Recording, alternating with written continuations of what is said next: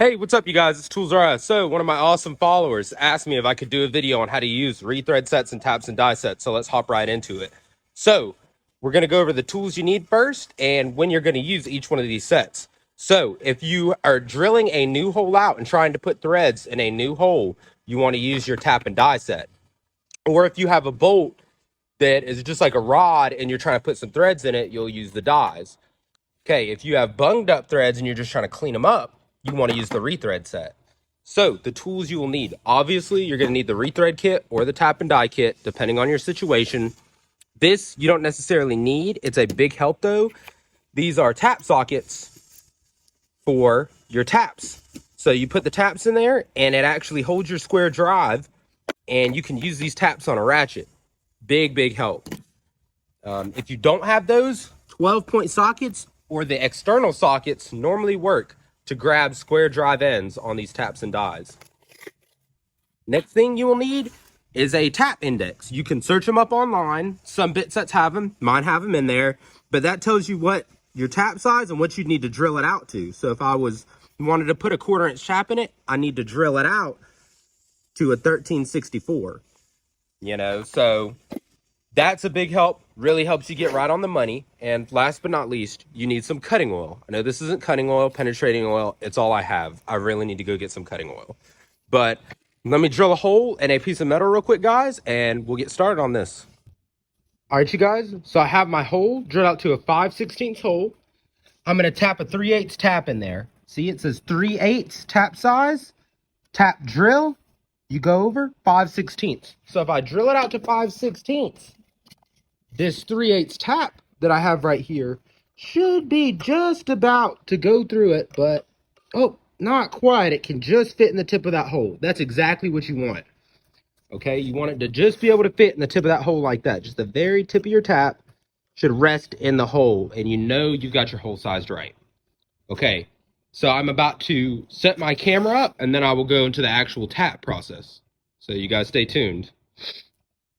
All right, you guys. So if your taps are small, your kit should come with one of these. You want to just screw it forward. You can slip your tap in, and then that'll tighten it up, and it should have a little T-handle. That's for your smaller taps. And we are not going to use the tap sockets for this since most of y'all probably will not have them. We are going to use what normally comes in the box. You get something like this. So what you do is you just want to take your thing, open it up, slot your tap down in there, and tighten it up nice and tight. Now, when you begin the top process, you should have cutting oil for this, remember, but I don't. So we're just making do. So what you want to do is you want to get it started, apply slight pressure, and turn. You should start feeling some resistance.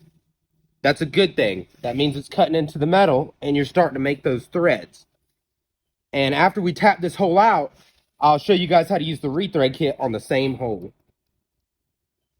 So you just go in, you want to go a couple of spins, and then you want to back it out, and you want to rock it.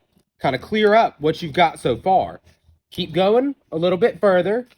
Keep going a little bit further, because if you just come down, your tap will get bound up, and it'll snap. Keep going. Time to clean it up a bit. Clean up my threads that I got going. Okay, keep going down just a little bit more. All right, you guys, it feels like we have made it through. So I'm going to go all the way through. Just so I know for sure. See how smooth that's spinning? That's brand new thread spin right there. All right, and you can back it out. And that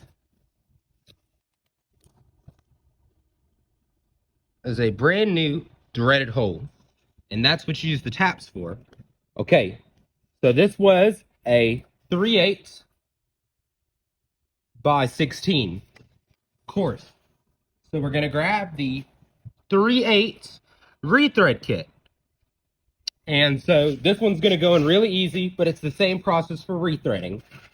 So you would seat your rethreader, but rethreads don't have that like down thing, so you want to start it off. Make sure that you can start off your rethread by hand at least, and then you would go in a little ways, back it out a little bit, kind of spin it around.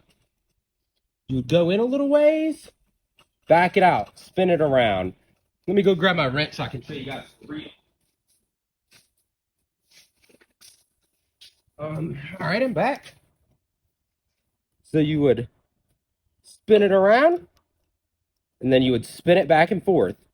Spin it around a little more, spin it back and forth. And then once you feel it, your hole like that, and your hole will be clear from the rethreading. You know, your rethread worked, and you can go ahead and put your bolt back in. And whenever I have to rethread a bolt hole, I also like to go ahead and take a die and rethread the bolt that went in there too, just as a precautionary measure. But I hope this guys help you figure out how to use taps and dies, and everyone have an amazing day.